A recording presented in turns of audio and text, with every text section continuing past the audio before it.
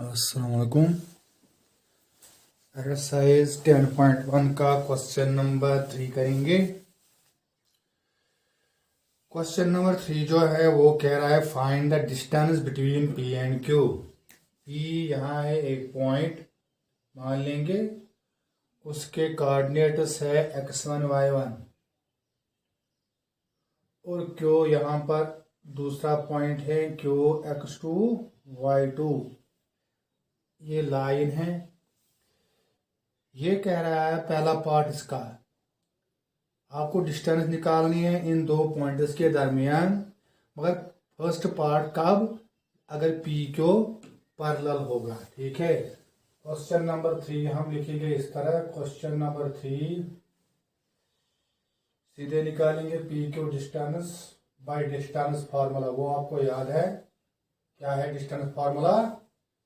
x2 minus x1 whole square, ठीक है, plus y2 minus y1 whole square. ये आपको फार्मूला याद है। अब क्वेश्चन कह रहा है फर्स्ट पार्ट, व्हेन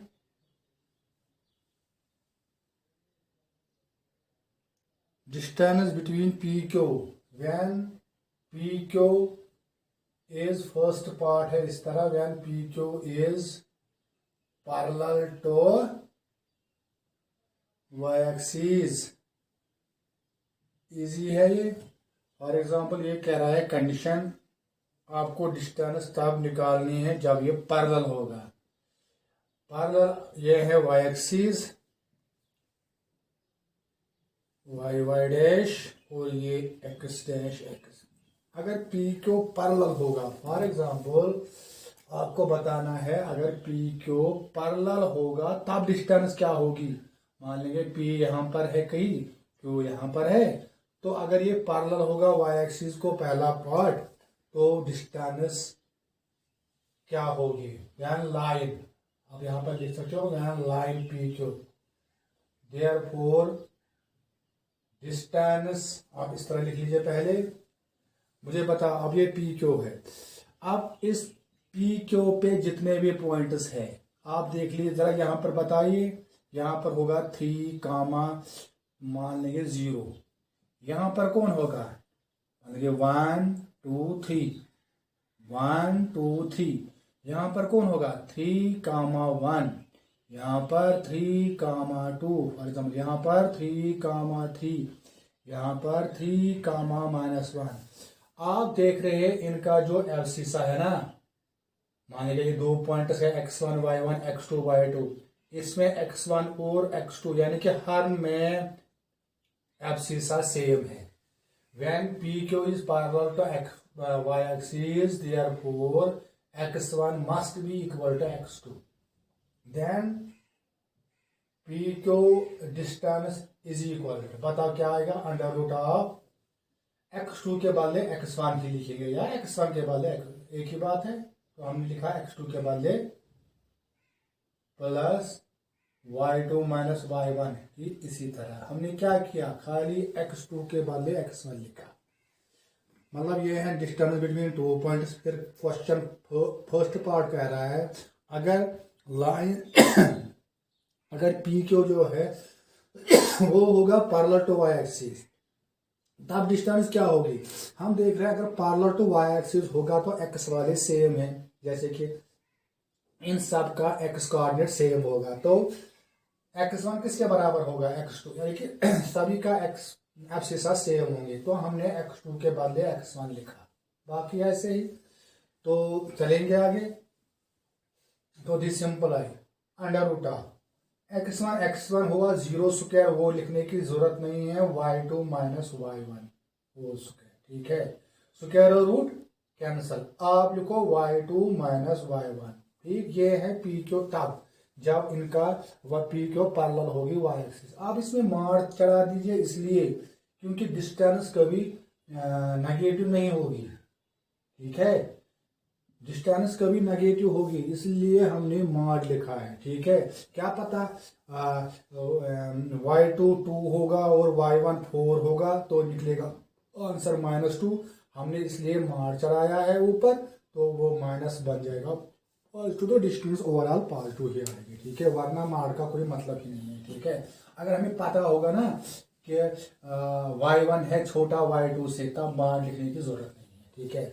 फिर इसका सेकंड पार्ट है इस तरह, when PQ is parallel to x axis, जरा क्या होगा फिर, देयरफॉर y1 होगा ना बराबर y2, यानी कि तमाम आप देख लीजिए, अगर ये x एक्सिस है, ये है y axis.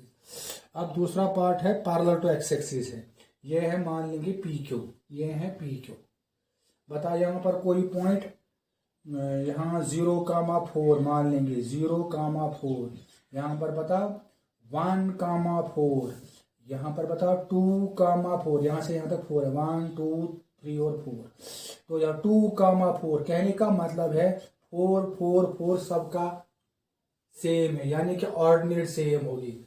Therefore this implied distance PQ is equal to under root of, इस बार हमें y2 के बदले y1 लिखना है, ठीक है, y2 के बदले, तो क्या आएगा, x1 माइनस x2 का हो, बिल्कुल इसी तरह सेम, खाली यहाँ पर y2 के बदले y1 लिख लीजिए तो हो गया।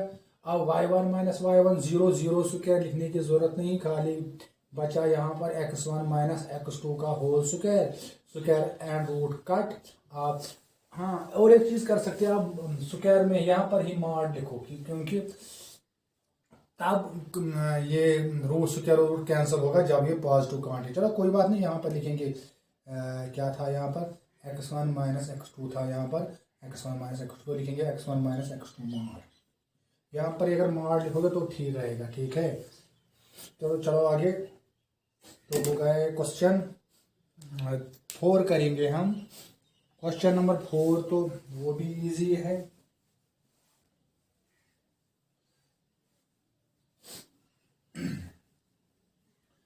क्वेश्चन नंबर 4 कह रहा है find A point on the x axis, मुझे बताओ जो एक्स एक्सिस पे पॉइंट होगा ना उसकी शेप क्या होगी, उसका पैटर्न क्या होगा, एक्स एक्सिस पे पॉइंट होगा, बताओ कोई भी पॉइंट एक्स एक्सिस पे, यहाँ पर बता दीजिए आप पॉइंट, उसका एक्स कुछ ना कुछ होगा, मान लीजिए P है यहाँ पर, वहां पर उसने लिखा है, चलो ठीक है P है यहाँ पर, उसका शेप क्या होगा, उसका कुछ एक्स होगा और वाई तो 0 होगा डेफिनेटली तमाम पे। अब एक्स P यहाँ पर भी हो सकता है, यहाँ पर वो डिपेंड कर रहा है कि एक्स का वैल्यू क्या है।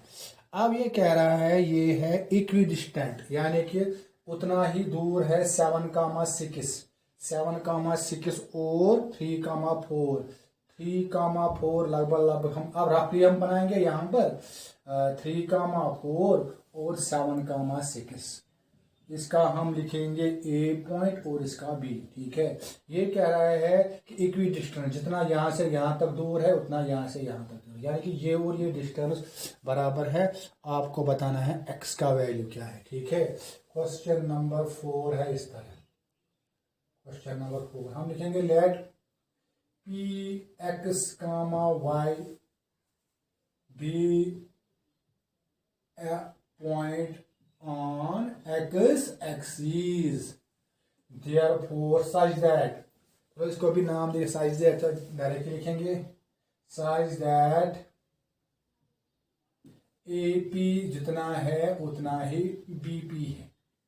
अब AP बताओ कैसे निकालेंगे, A से P तक डिस्टेंस, A के पॉइंट उसको मानेंगे या यहाँ पर लेंगे इसका x minus 3 whole square plus 0 minus 4 whole square, distance formula इसका सेम है कि अगर आप यहाँ से लिखे 3 माइनस एक्स का होल स्क्वायर, यानी कि abscissa minus abscissa whole square और डेढ़ या यहाँ से आओगे तो कोई फर्क नहीं क्योंकि स्क्वायर है अंडर रूट ऑफ। इसी तरह यहाँ पर एक्स माइनस 7 होल स्क्वायर और प्लस 0 माइनस 6 होल स्क्वायर, ठीक है।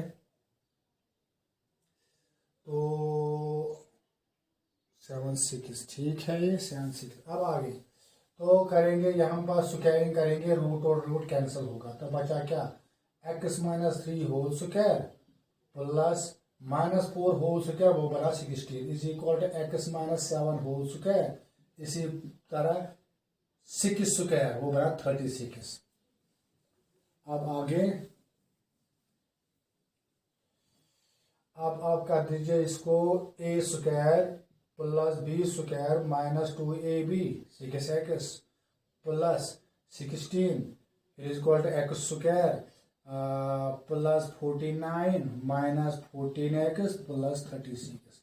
ये और ये गया। अब इनको एक्स वाले को एक साइड लाइए। ये है यहाँ पर -6x, पहले लिखे -6x, इन दो को ऐड करके 25 आएगा इज इक्वल टू -14x, इन दो को प्लस 5 9 6 5 85।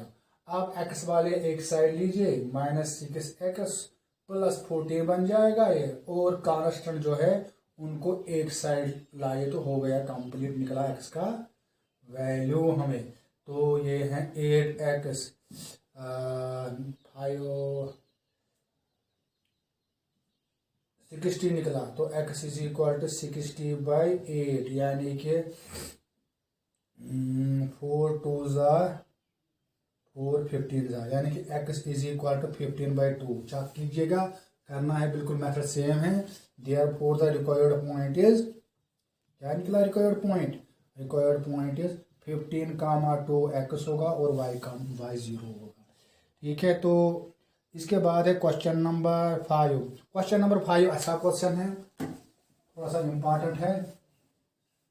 क्वेश्चन नंबर 5 हो सकता है कि आ जाएगा 2 मार्क्स में। क्वेश्चन नंबर 5 इस तरह है। क्वेश्चन लिखा है find the slope of A line. आपको उस लाइन का स्लोप बताना है जो कि पास हो रही है ऑरिजिन से। चलिए हम यहाँ पर बनाएंगे रफली फिगर बनाएंगे। एक्स एक्सिस ये है और ये आपका वाई एक्सिस है। आपको लाइन बनानी है जो ऑरिजिन से आपको स्लोप बनाना है, बताना है लाइन का स्लोप ऑफ लाइन बताना है आपको। आपने स्लोप दो तरीके से फिलहाल निकाला है। एक तो कैसे, अगर एंगल पता होगा, एंगल ऑफ इंक्लिनेशन पता होगा, tan of that angle is called slope. और दूसरा, अगर दो पॉइंट्स दिए गए होंगे जैसे कि x1 y1 x2 y2, कैसे आएगा इसका स्लोप? हाँ, ordinate minus ordinate divide by abscissa minus abscissa, ये आपका स्लोप जो m के बराबर, याद रखा आपने। तो इसके बाद है यहाँ पर 0। अब ये कह रहा है उस लाइन का find the slope of A line, उस लाइन का स्लोप बता दीजिए जो कि पास हो रहा है ऑरिजिन से। ऑरिजिन ये है, चलो इसको लिखेंगे यहाँ पर 0 0, ओ लेंगे ये नाम ओ, तो 0 0 and the mid point of the line segment join the p 0, -4। रफली स्केच करेंगे यहाँ पर 0, -4, यहाँ पर बनाएंगे p 0, -4 और लिखेंगे b 8, 0 8, 0 यहाँ पर 8, 0।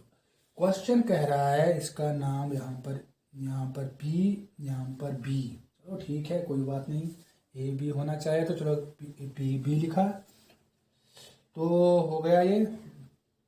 अब इसके बाद ये कह रहा था कि इसका जो मिड पॉइंट है ना, वो आपने पता है कि मिड पॉइंट कैसे निकाल, जरा बता पी बी का मिड पॉइंट को क्या होगा, कैसे निकालेंगे mid point? Mid point formula है यार, x1 plus x2 divide by 2, इससे मिड पॉइंट आता है y1 plus y2 divide by 2, यानी कि उन दो का सम हाफ लेना है। तो मान लेंगे वो मिड पॉइंट ये है, उसके कोऑर्डिनेट्स हम निकालेंगे। Let m be the midpoint of the line segment joining the points this and this। ठीक, लिखेंगे। क्वेश्चन नंबर 5 है ये, क्वेश्चन नंबर 5। अब इसके बाद जब अब आपने मिड पॉइंट निकाला ना, ये कह रहा था question find the slope of A line, उस लाइन का स्लोप आपको बताना है जो कि पास हो रहा है ऑरिजिन से, हुआ ना पास ऑरिजिन से और उसी मिड पॉइंट से, यानी कि इस तरह, यानी कि इस लाइन का स्लोप आपको बताना है जो कि पास होगा ऑरिजिन से और मिड पॉइंट से। तो ऑरिजिन मान लेंगे ये है x1 y1। अगर मैंने अभी बताया आपको, अगर दो पॉइंट्स पता होंगे तो आप उनका स्लोप निकाल सकते हैं इजिली। अब दूसरा पॉइंट चाहिए, दूसरा पॉइंट क्या है? वो मिड पॉइंट। वो मिड पॉइंट कहाँ से आएगा? इनका मिड पॉइंट निकालेंगे, लिखेंगे let m be the midpoint of P आप लाइन सेगमेंट लिखेंगे, आप line segment joining the pointers P0, -4 and B8, 0। ठीक है। Therefore कोऑर्डिनेट्स ऑफ M, बताओ क्या होंगे कोऑर्डिनेट्स ऑफ M। फॉर्मूला ये है, coordinates of M is equal है x1 x2, यानी कि यहाँ पर है, ये है x1 इसका मिड पॉइंट निकालना है x1 प्लस x2, यानी कि ये है, मान लेंगे फिलहाल इसको यहाँ पर लिखेंगे x1 y1, इसको लिखेंगे x2 y2। तो x1 plus x2 mid point निकालना है, यानी कि b है यहाँ पर 8, 0 और p है यहाँ पर 0, अगर आपको कोई कहेगा इसका मिड पॉइंट निकाल दीजिए तो आप ये फॉर्मूला लिखोगे x1 प्लस x2, यानी कि 0 plus 8 divide by 2, y1 plus y2 -4 plus 0 divide by 2। यहाँ से आओगे या यहाँ से आओगे एक ही बात है, मिड पॉइंट दोनों सूरत में आपको मिलेगा। ठीक है। अब ये लिख लीजिए, यह है 4 और वो आएगा -2। ठीक है, ये आपका मिड पॉइंट है। अब मिड पॉइंट भी पता, ये पॉइंट भी M भी पता है, M भी पता है आपको, M उसके कोऑर्डिनेट्स क्या है 4, -2। तो O तो पहले ही पता है, इसको 0, 0 तो आपको पता है ना, x2 x1 y1 x2 y2। अब इसमें कोई टेंशन नहीं है कि आप कहोगे सर जी आपने अभी इसको लिखा है x1 y1, आप क्यों लिख रहे हैं इसको, मतलब ये है, मतलब फार्मूला यूज करना है, आप किसी को भी वहां पर लिख सकते हैं x1 y1, तो फार्मूला अप्लाई कीजिए, वो टेंशन नहीं है। तो इसका स्लोप हमें बताना था। ठीक है, तो स्लोप क्या है वो आपको फार्मूला पता है, slope of therefore slope of line joining the pointers, slope of the line which cos लिखेंगे या slope of the required line लिखेंगे in short। therefore slope of required line वो है, तो यहाँ पर 0, 0 था, 0, 0 यहाँ है 4 -2, तो लिख लीजिए y2 y1। यहाँ पर ध्यान आपको देना है, ये स्लोप है। ठीक है, स्लोप है y2 y1 divide by x2 x1। इसको अगर मानोगे x1 y1, इसको x2 y2 y2 y1 -2 -0 divide by 4 -0। Second minus first, second minus इसका सेकंड, फर्स्ट माइनस इसका फर्स्ट। ठीक है, बिल्कुल ठीक है। तो आएगा -2/4, तो वो बना -1/2, तो इसका स्लोप आ गया -1/2। ठीक है, तो जो कि रिक्वायर्ड लाइन थी। इसके बाद है क्वेश्चन नंबर 6। क्वेश्चन नंबर 6 करेंगे, बस इतने ही क्वेश्चन करेंगे इस वाले वीडियो में। क्वेश्चन नंबर 6, क्वेश्चन नंबर 6 कह रहा है without using the Pythagoras theorem. ठीक, पाइथागोरस थ्योरम को आपको यूज नहीं करना है और बताना है क्या ये पॉइंट्स एक है, मान लेंगे A4, 4, दूसरा है मान लेंगे P3, 5 और तीसरा है -1, -1। पाइथागोरस थ्योरम करने मतलब बगैर उसको यूज करने आपको बताना है कि ये है vertices of A right triangle, यानी कि इन वर्टिसेस पे से राइट ट्रायंगल बनता है। क्योंकि पाइथागोरस में आप क्या करते थे, तीनों साइड निकालते थे ना डिस्टेंस, बाद में स्क्वायर, फिर दो देखते थे दो का सम क्या स्क्वायर, आप सम ऑफ द स्क्वायर्स आप निकालते थे ऑफ द टू साइड्स। अगर वो थर्ड के बराबर होता तो स्क्वायर ऑफ थर्ड, तो आप कहते थे वो राइट एंगल ट्रायंगल है। मगर आपको यहाँ पर पाइथागोरस थ्योरम, ये भी इंपॉर्टेंट क्वेश्चन है, आपको यहाँ पर पाइथागोरस थ्योरम अप्लाई नहीं करनी है। तो कैसे करोगे इसको, और बताना है ये राइट ट्रायंगल है। पहले लिखेंगे लेट ए हम मानेंगे 4, 4 बी मानेंगे हम 3,5, सी को मानेंगे हम -,-1। ये कह रहा है ये है vertices of A right triangle, that means ये तो ट्रायंगल है, पहले ट्रायंगल तो है, मगर अब आपको बताना है कि ये क्या राइट ट्रायंगल है। मतलब ट्रायंगल के लिए आपको वो नहीं करना है कि ये ट्रायंगल है, कि आपको खाली दिखाना है राइट ट्रायंगल।